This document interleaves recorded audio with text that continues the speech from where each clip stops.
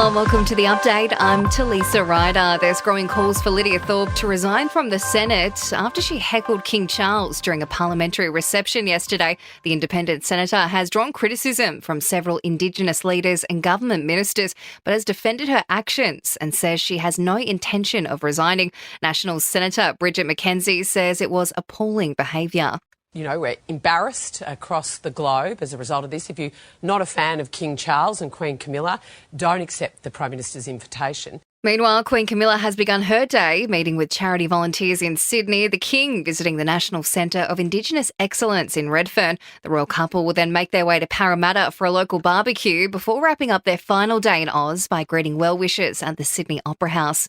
After losing their compensation case in the federal court, Qantas is now apologising for illegally sacking 1,700 workers during the pandemic, the total payout likely to top $100 million. Josh Bornstein from Maurice Blackburn Lawyers says they'll also be seeking a substantial penalty. Penalty hearing coming up, and we will be asking the federal court to order a very big penalty against Qantas to deter not only it, but any other companies thinking about union busting on a grand scale like this company has engaged in.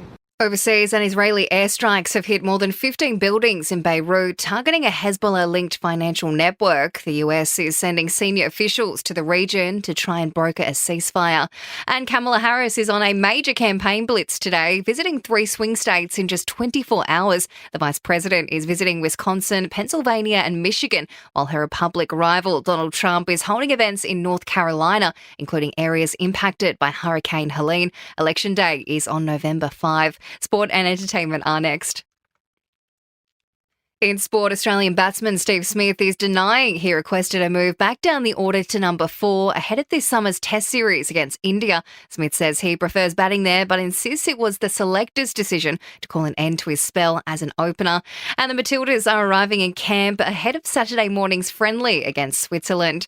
In entertainment news, new grim details have been released over the death of One Direction star Liam Payne. A toxicology report revealing the singer had a cocktail of drugs in his system. The 31-year-old was found dead in Argentina last week after he fell from the balcony of his hotel room.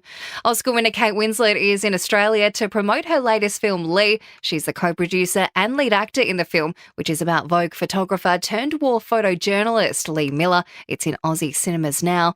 And Britney Spears has revealed she's made the decision to marry herself, the pop star posting a video to Insta wearing a white satin dress and lace veil, saying that while some people may think it's embarrassing, it's the most brilliant thing she's ever done. And that's the latest from the Nova Podcast newsroom. We'll have another episode of The Update for you later on.